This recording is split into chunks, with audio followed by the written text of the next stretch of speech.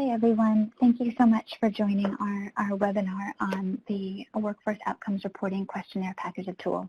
We're going to start right now, but I want to just check one more time to make sure that you all can hear me. So if you can hear me, if you would just chat that you can hear me in the chat box.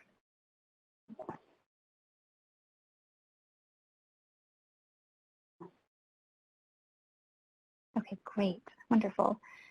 Okay, so just a couple of things to mention. First, we are recording this webinar and we will post it on EduLinks after the webinar. So please just know that. And also, we welcome any questions that you have during this webinar. Please feel free to chat those questions to us in the chat box, and we'll reserve a bit of time at the end to answer those questions. All right. So today, we're going to be talking about the Workforce Outcomes Reporting Questionnaire. And the first thing we'll do is we'll share a little bit with you about what the WORQ package of tools is and the content of the WORQ. Then we'll talk about how to use the WORQ's findings. And then in the last half, we'll engage you a little bit to understand what you think the barriers to implementing the WORQ are. And we'll close out the session with a Q&A. But before we jump into this, I want to invite Nancy Taggart, who is our youth workforce advisor here in the Office of Education, to share a little bit of background on why we developed this WORQ tool and why it's so important. Nancy? Thanks, Rebecca. Hi, everyone. Can you guys hear me? Hope so.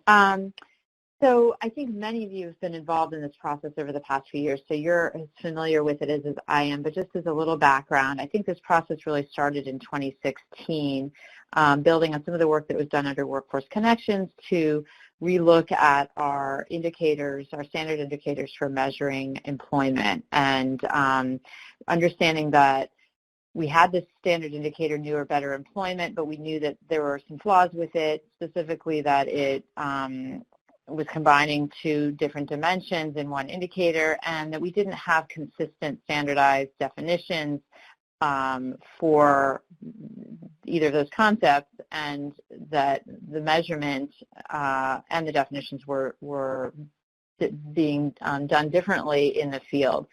So we undertook a process over the past several years to really both look at those definitions, what we wanted to measure, and revamp the indicator, and develop a tool that would help us measure those better.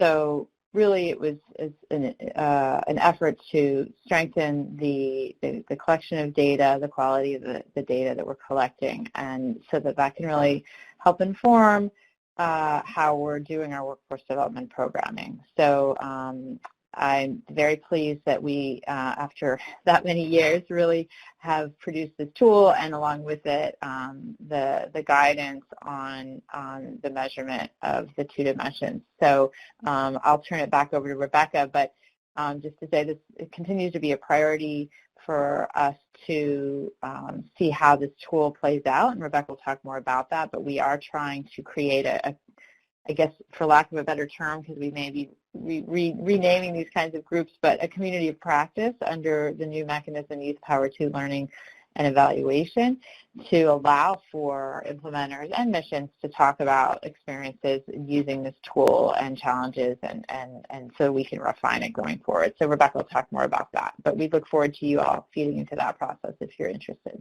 Thanks. Great, thanks, Nancy. And yes, I just want to reiterate a couple things Nancy said. First, we do have lots of people on this call who were involved, all the way from our great consultant who did a lot of the real work on this, to those of you who worked on activities where we piloted the tool. So thank you so much. And our work is not yet done. So we did pilot this, and I'll talk about this a little bit more in this hour. We did pilot it or cognitively test it in 5 different contexts. But obviously we work in many more than 5 different contexts. So as we roll this out and keep implementing it, we are very interested in working with you all to keep understanding how it's functioning, what tweaks we need to make to it, and so on and so forth. All right, so first we're going to talk a little bit about the WORQ package of tools and what it is. So to start, the Workforce Outcomes Reporting Questionnaire was built to measure two of our standard foreign assistance indicators and also can measure a third of our standard foreign assistance indicators. The first indicator is average % change in earnings following participation in a workforce development program. The second is % of individuals with new employment following participation in a workforce development program. And while the tool was explicitly developed to measure those two indicators, later on in testing, we also added some questions to allow it to answer, to report on this last indicator, % of individuals who transition to further educational training following participation in USG-assisted programs. Now, you'll notice that each of these three indicators tracks participants, tracks individuals who have participated, not only individuals who have completed programming. Now, as many of you know, that is a shift for us in our indicator measurement. And I want to take a little bit of time to explain why we made that shift. It was for the purposes of policy. So we wanted you and our missions to be able to use the data for these indicators to make a good policy argument to the governments or ministries or partners, whatever entity with which you are trying to institutionalize your work, with whatever system actors you are trying to influence to take on your program and continue it after the activity closes. And for those government or ministry or other actors who are perhaps planning to scale these programs across an entire region or entire country, they need to know not what happens to those who complete my program, but across the entire population, which will include those who will complete and those who will drop out, what are the effects going to look like? So that is why we moved to participation. For those of you on the phone who are researchers, this is a move from a treatment on the treated analysis to an intent to treat analysis.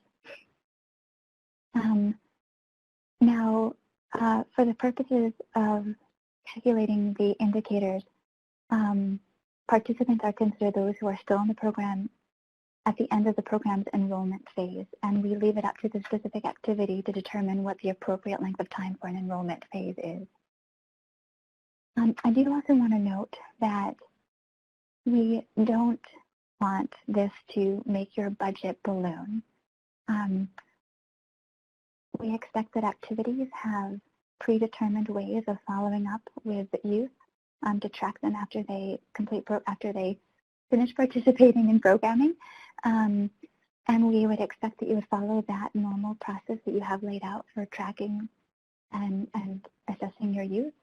And after that point, if you cannot find all of the youth who either completed or dropped out of the program, that is okay. We will consider them attrited from the sample. So those not reached through planned follow-up efforts, you can consider attrited from the sample. And then, of course, we would request that you weight the data to reflect the actual population of participants who participated during the time period from which the sample was drawn.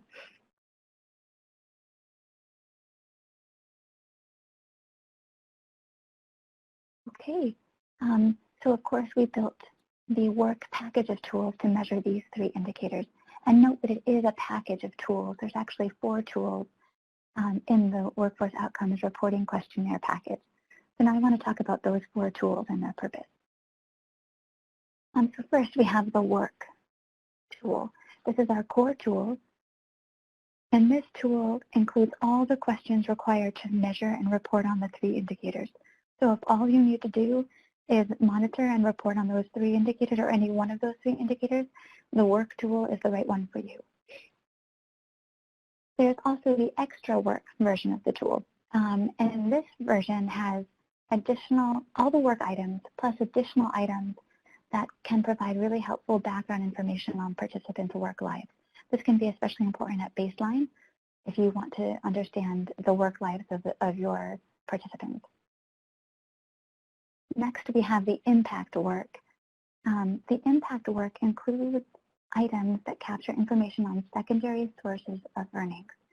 And the reason this is important is for any time you're doing an impact evaluation, where you might have individuals in your comparison group who have secondary sources of income. And those individuals, in order to make sure your data is comparable between your comparison and your intervention group, you may need information on secondary source of income. Also, let me note that in context where you know that there is a lot of side hustles, if you will, or other secondary sources of income, you may want to ask these additional secondary sources of earnings questions to make sure you're getting accurate data. Although I will say in the testing that we did not find questions on secondary sources of earnings to change the calculation very much. But extremely important if you have a comparison group. And the final one is the quick work. This is just a 6-question check-in survey that is intended to be used with some frequency just to check in with youth. It's 6 questions long. It can be used via SMS, via the phone, just to check in with individuals, see how they're doing, see if they're working. This can be really helpful, especially if seasonal work is pretty common in the context where you work. It could be a good clue as to when you need to implement the longer version of the tool.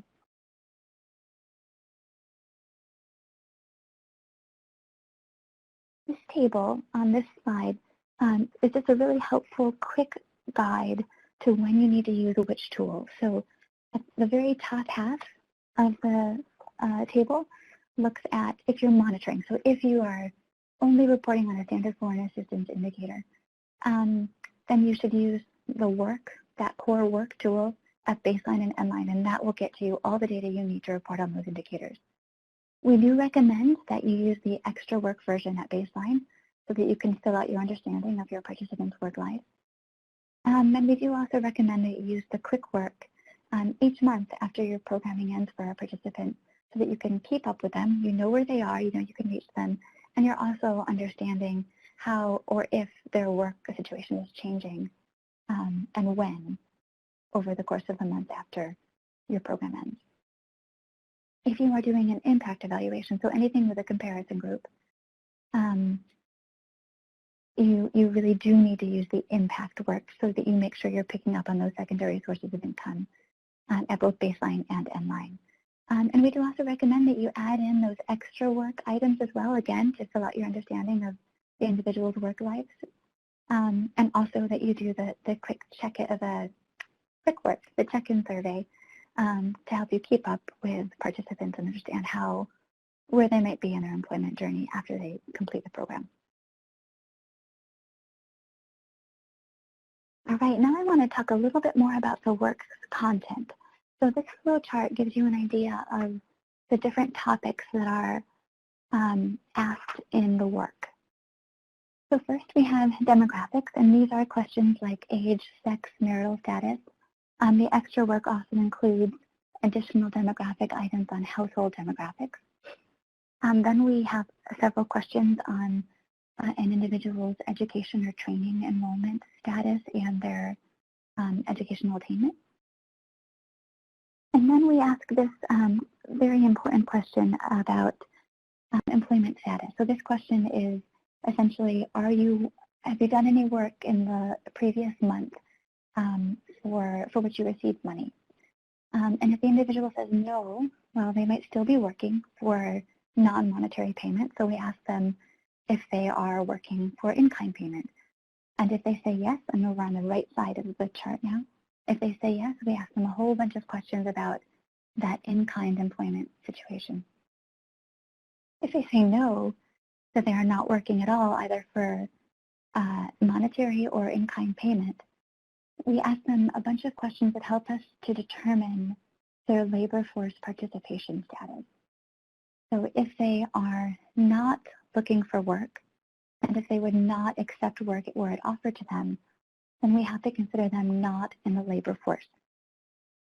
And if they are not in the labor force, we exclude them from the denominator for our indicators because their information will skew our data when they're not even looking for work and when accepted as offered. So now going back over to the left side of the chart, if they say, yes, I have done work for monetary pay in the previous month, we ask them a whole bunch of questions to help us figure out, well, what type of employment do you have? Are you working for someone else in wage employment? And if so, is it regular wage employment? Do you have set hours? Or is it irregular? Do you not have set hours? We ask them if they're working for themselves or if they own a business, or if they help with a household business in their home. And for each of these categories, we ask them a range of questions to help us determine their earnings. And finally, we ask a series of questions at the end on other activities, this light orange bubble at the bottom.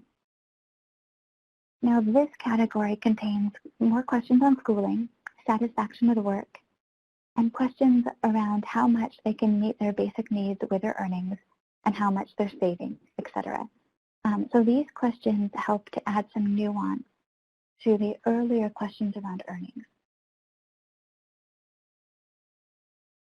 I want to talk a little bit more now about this question here, how we're looking at employment status. So this slide shows the 5 different categories that an individual could be in and still be considered as employed. And if they did not have this employment at baseline but had it at endline, then we would count them towards the new employment indicator. So first, there are individuals with regular wage work. They're working for someone else for regular or set hours. There are individuals with irregular wage work. They're working for someone else but for non-set hours. We have individuals who have their own business or are self-employed. And we have individuals who are helping in a household enterprise, in this case for money in the home. Now these 4 categories, we can also analyze for their earnings and use that data to calculate our earnings indicator. The last category, those who are working for in-kind pay, whatever it is, whether it's for someone else or in a household, won't have any reportable earnings, and we're not asking anyone to monetize any in-kind pay to calculate this indicator. So this category of people can be counted towards the employment indicator, but not the earnings indicator. Okay, I want to talk now about how we are recommending partners implement the Workforce Outcomes Reporting Questionnaire. Now, most surveys you will implement face-to-face if you can, and the enumerator will ask the questions exactly as they are written on the page. And then, of course, choose a response option that matches the participant's response. Now, after all the testing that we did, we're actually recommending a different approach for the work.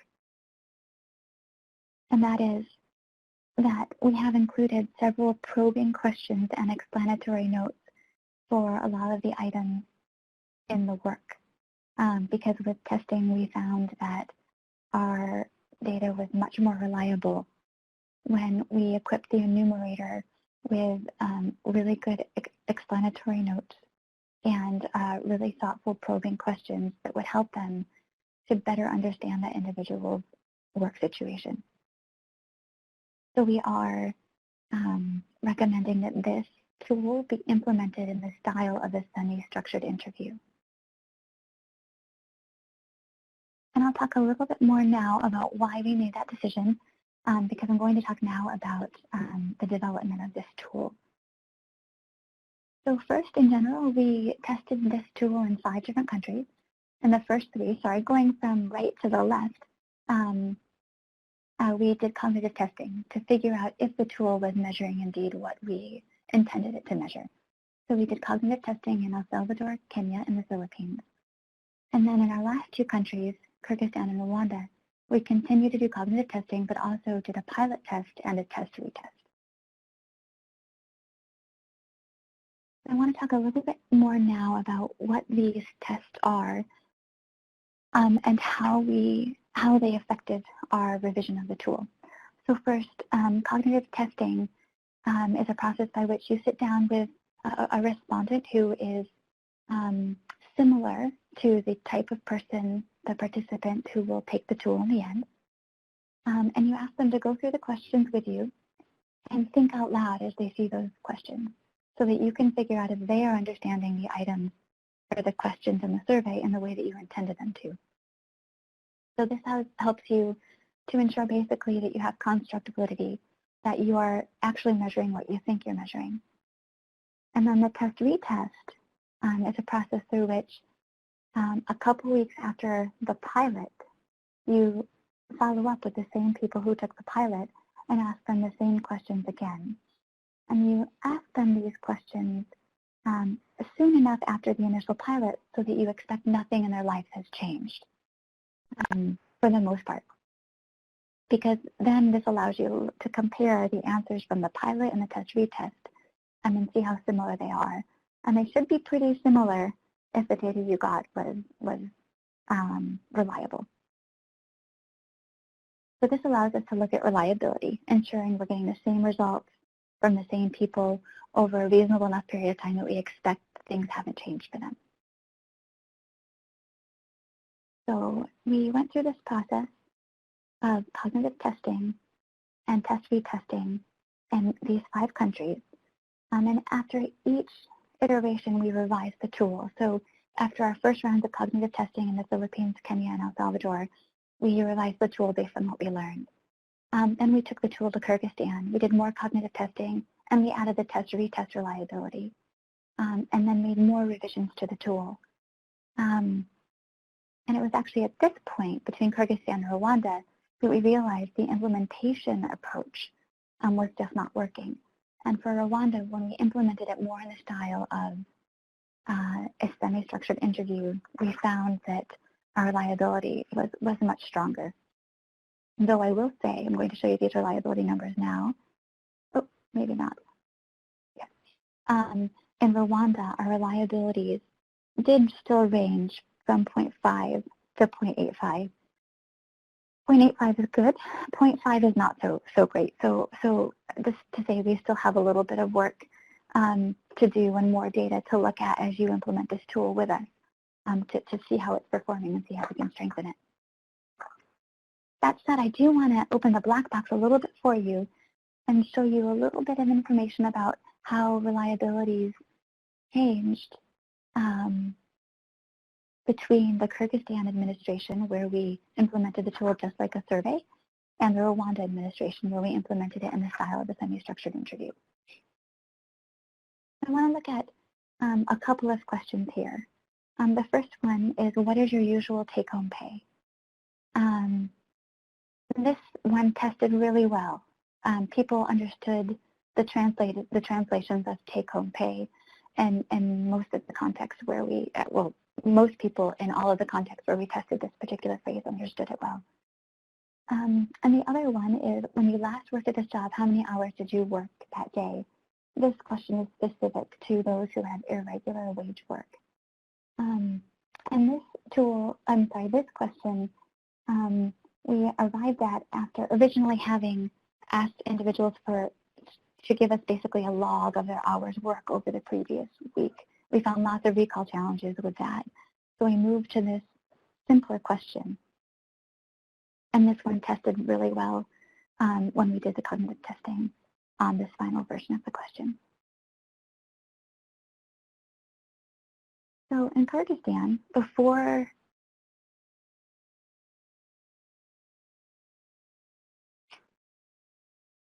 when we were doing the survey administration approach, where we were not asking for probing questions, we were just asking the questions exactly as they were written, we found really high variation on that take-home pay question between pilot and test retest.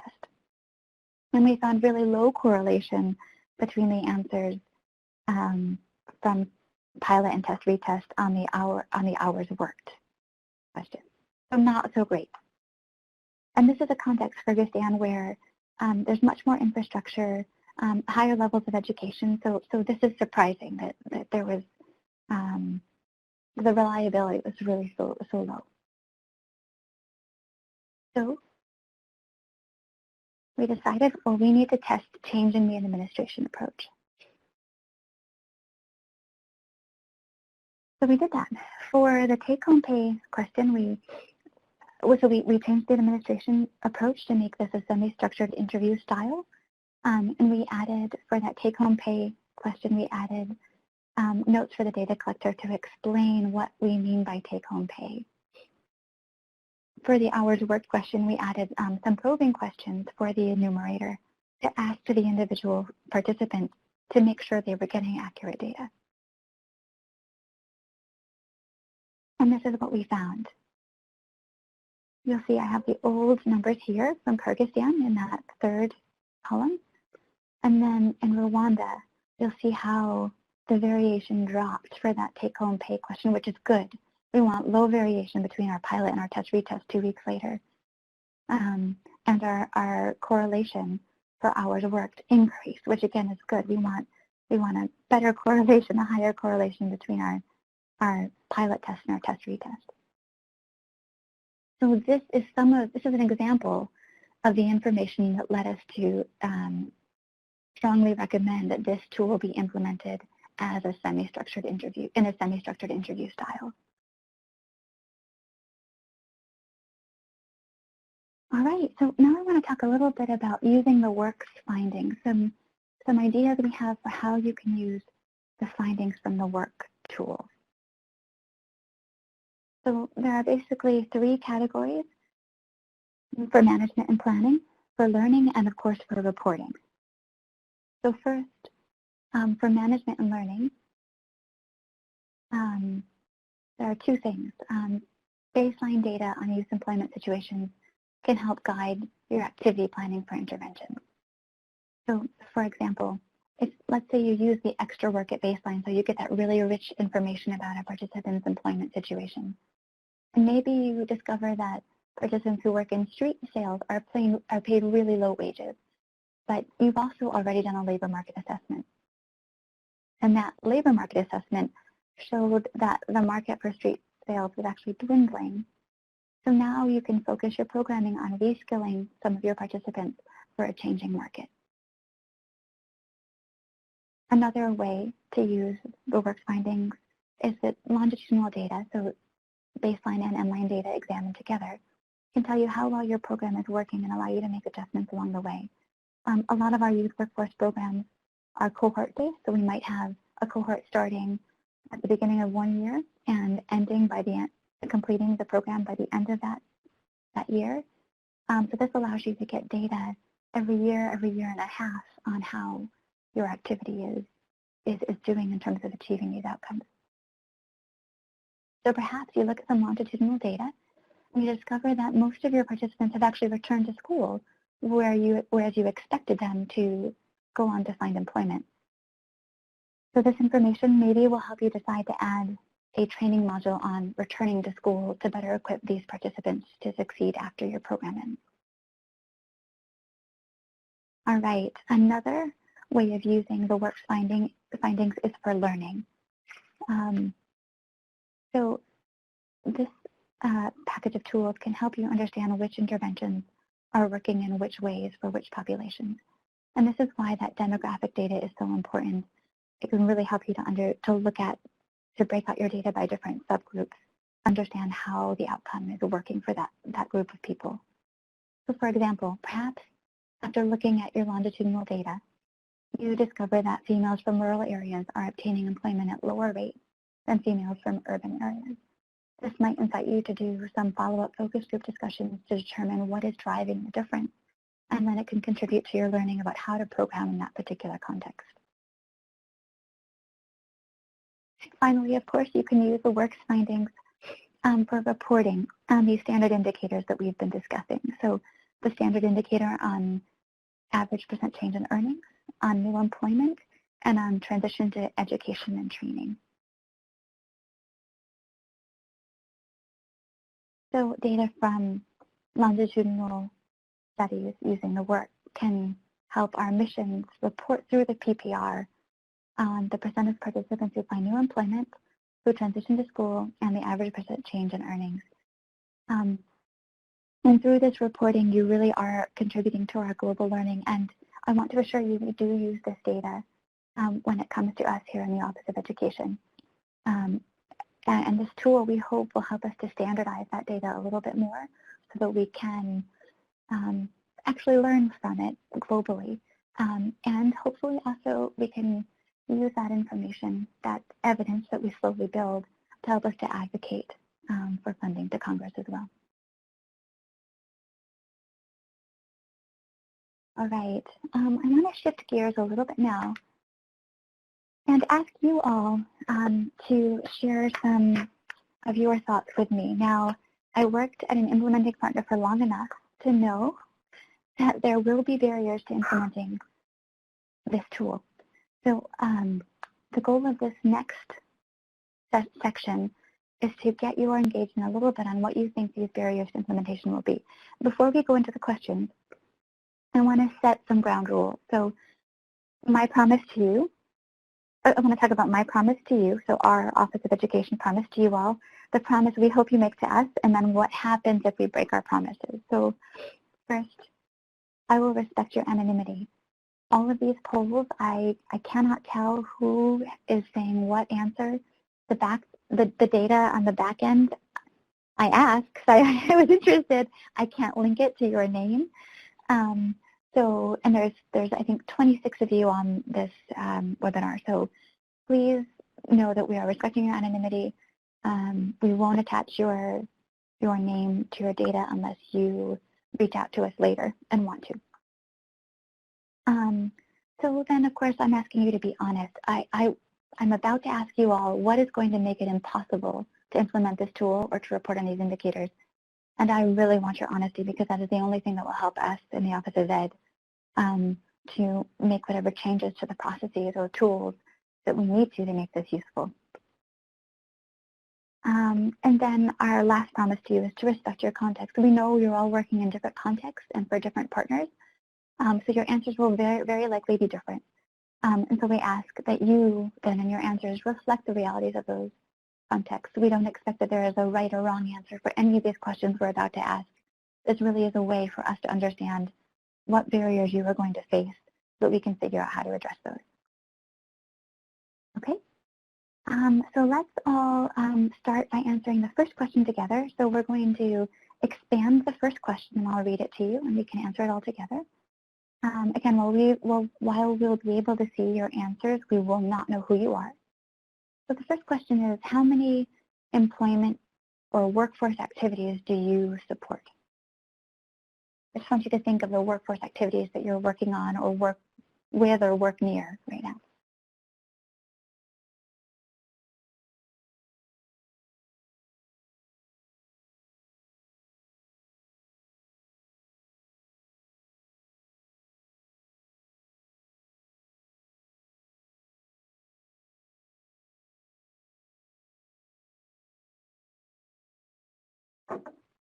Okay, great. So right now we have a spread between 1 and 5 activities.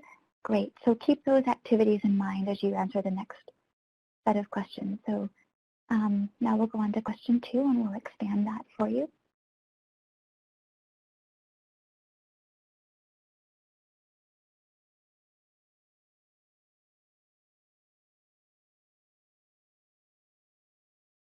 Okay, so this question is, and what percentage of these employment or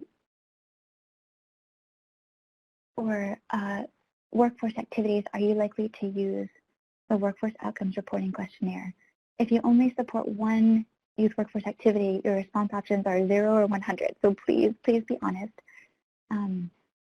about the likelihood of you using the work in these activities.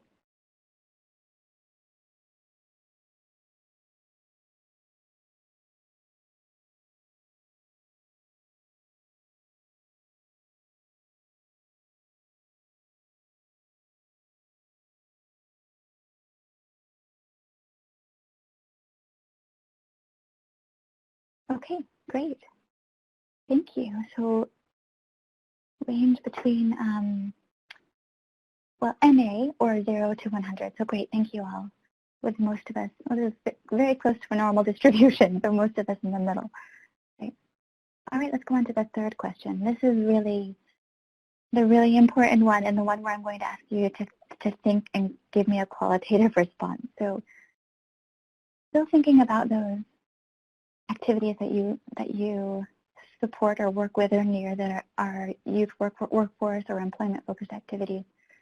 I want to know what would prevent you from using the work in any of these activities. So what might be some of the barriers to using the work package tool? Yes, and feel free to share all the reasons. We're going to take these very seriously when you share the information with us.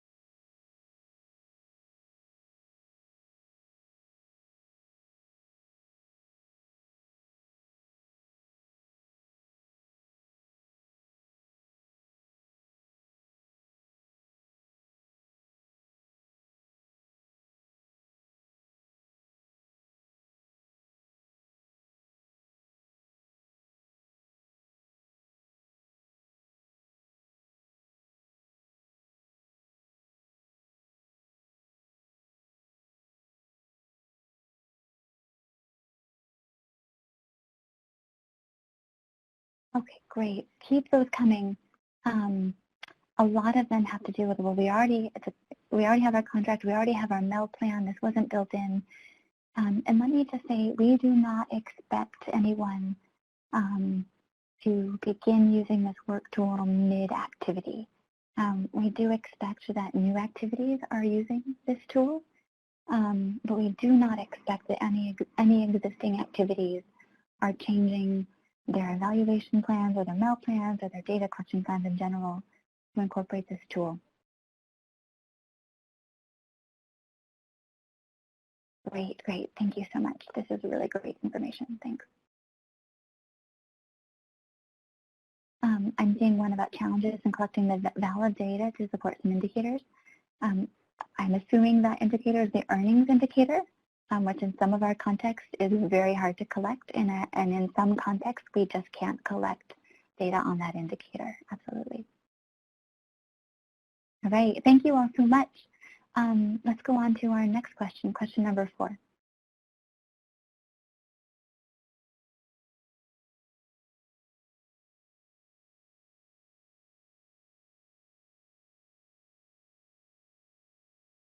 So this fourth question asks us to shift our thinking away from the work tool itself and instead towards that new employment indicator. So I want you to think about for what % of your workforce or employment-focused activities are you likely to report on that new employment indicator?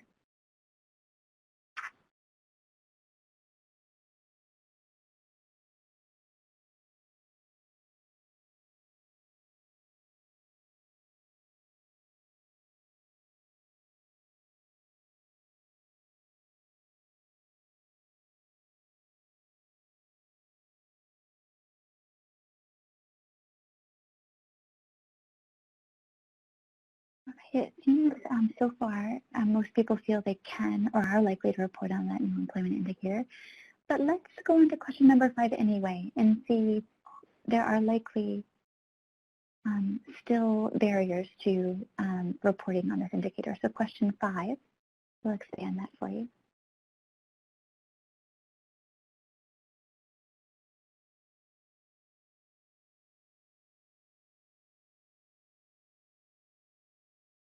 So here we want to know what would prevent you from reporting on that new employment indicator, or what would make it challenging to report on that new employment indicator.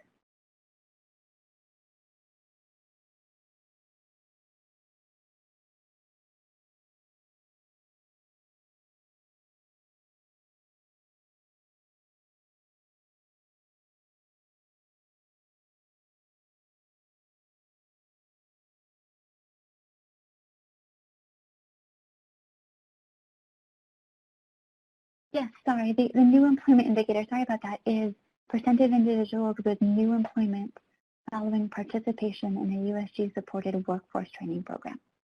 Percent of individuals with new employment.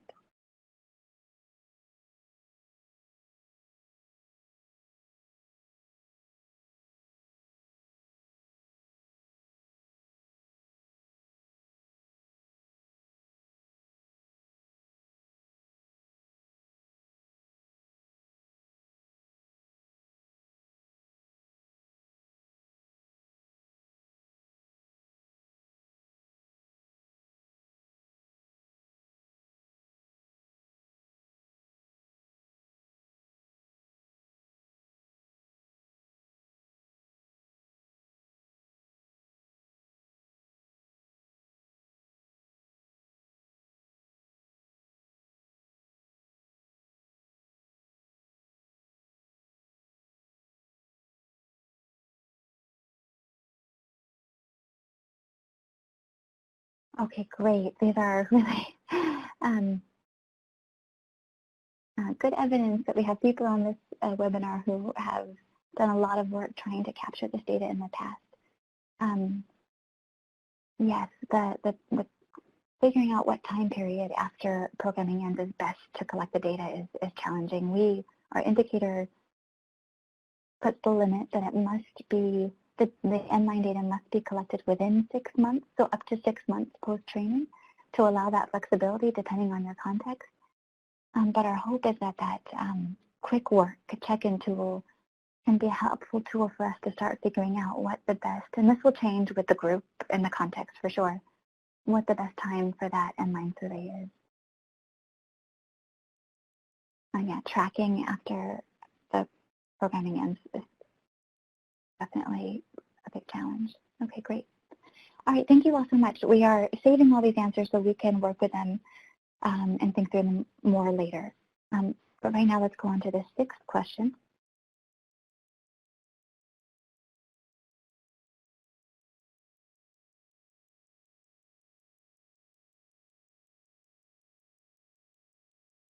And this question and the next one, again, ask us to shift our thinking to the earnings indicator. So that indicator is average percent change in earnings. So I want to know first, how likely are you to report on the earnings indicator, the average percent change in earnings indicator?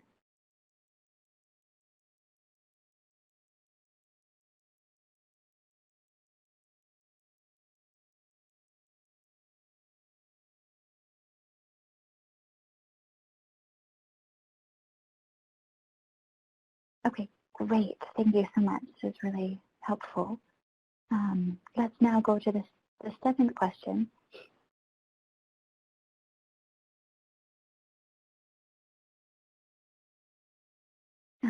So here we want to know what would prevent you from reporting earnings for any of your activities. So what barriers to reporting on that average percent change in earnings indicator do you foresee in your activities?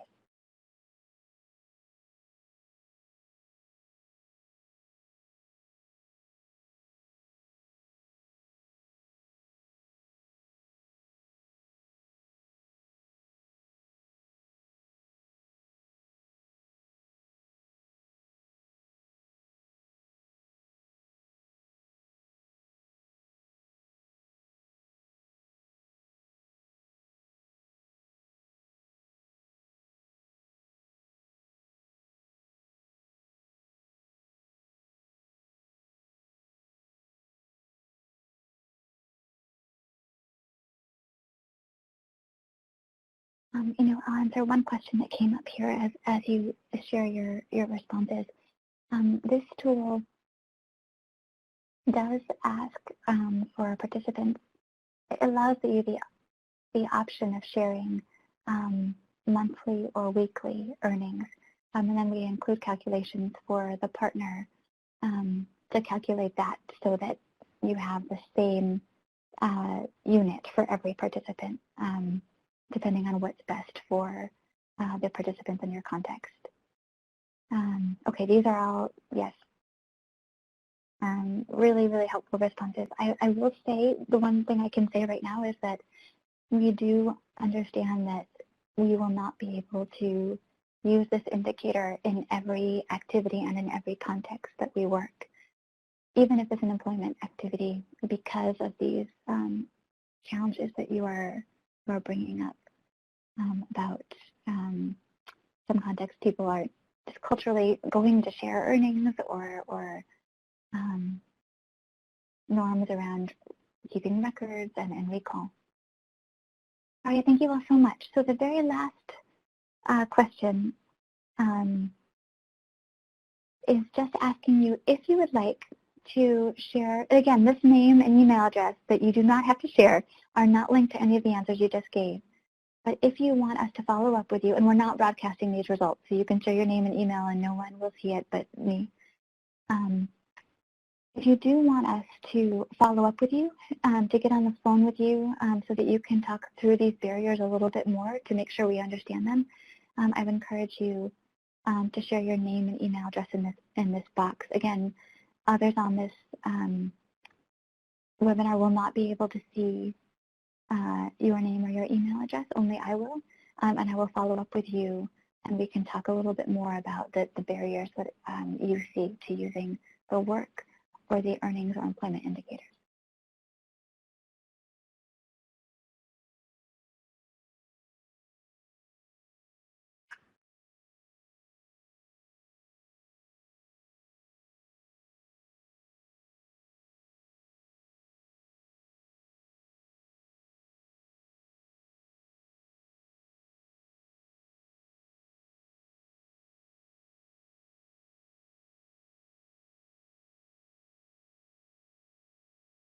All right, thank you so much. Those of you who want to continue to add your name and your email address, you can continue to add that as we go. So thank you so much. Well, thank you to everyone so much for sharing so thoughtfully and so honestly the barriers to implementing the WORQ and the indicators in your activities. I do want to share the next slide with you, a few different resources and next steps. So we can go back to the slide, perfect. Okay, so a couple of things I want you to be aware of in terms of resources and next steps for us. So we do have on EduLinks a toolkit on the WORQ as well as pilot findings and cognitive test findings. Those documents go into a lot more detail than I did today on the tool itself, and also the WORQ toolkit in the appendix contains the entire tool. So you can go and look at all the questions in the WORQ tool. I also want you to know, as Nancy mentioned at the beginning of this webinar, that we will have some kind of interest group or subgroup on the Youth Power 2 Learning Network once that is all up, which I think will happen in April or May. So that will be a good way to keep up with what is happening with the WORQ. For those of you who might be thinking about using it in a new activity, it's a great space for you to start sharing what's working, what's not. We really are taking a learning approach to this tool. We have good evidence on it already. We need a lot more. So that's a good way to share and learn about what is happening with the WORQ as we keep learning about it.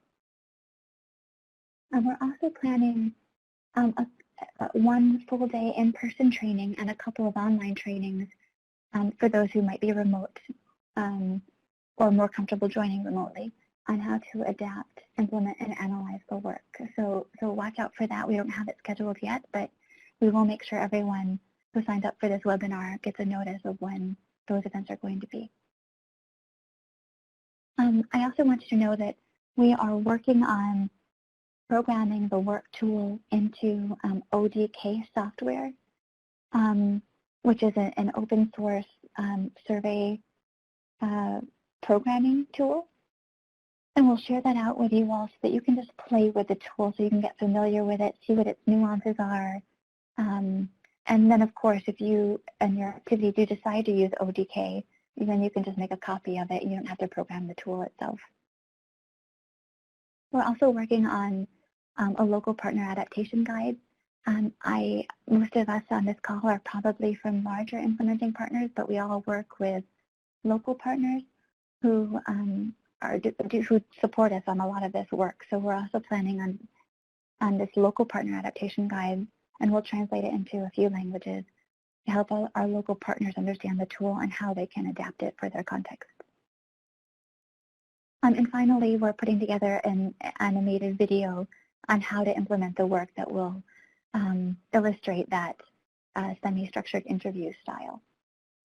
Now, if you have any questions or insights, or you want to share more barriers to or challenges with implementing the tool or the indicators, please do feel free to reach out. My email address is right here.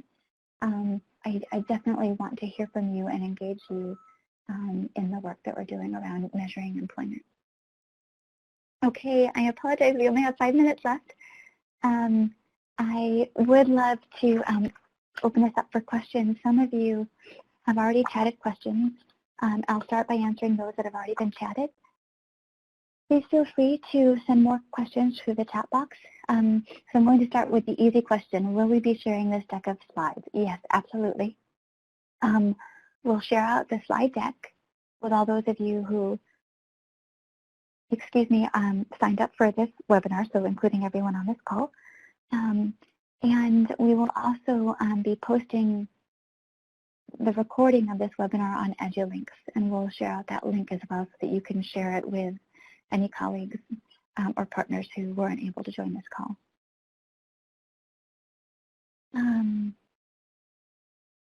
Sampling, yes. When you have a chance, can you clarify again the approach regarding sampling from large participant populations? Okay, great question. We are not in any way expecting that anyone does a census of their entire participant population to speak to these indicators. A sampling is completely appropriate. We expect it. We just ask that you use proper statistical sampling approaches, stratify as needed, weight your data, and then extrapolate that weighted data onto your activity population. There is information about that in the WORQ toolkit, so you can look a little bit more at that, but we need to be really clear that we don't expect full census reporting, and sampling is absolutely acceptable.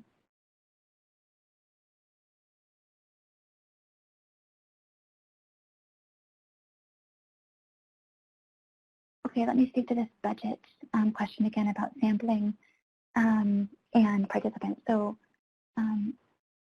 the indicators do require us to look at participants, not completers. So participants includes those who have dropped out of your program since your enrollment period closed. The reason we're doing this is that it's a policy thing. And for those of you who are researchers on the phone, this is moving from our old treatment on the treated analysis to intent to treat. And the intent to treat approach is widely accepted as the appropriate one for whenever you're trying to make policy decisions.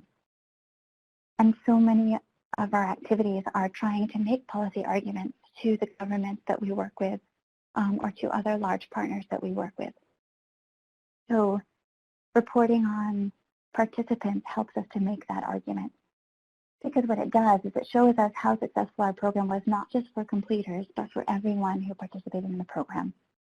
And if you are a government official considering rolling out a program to an entire region or population, you need to know how it's going to work across that population, not just for those who complete the program.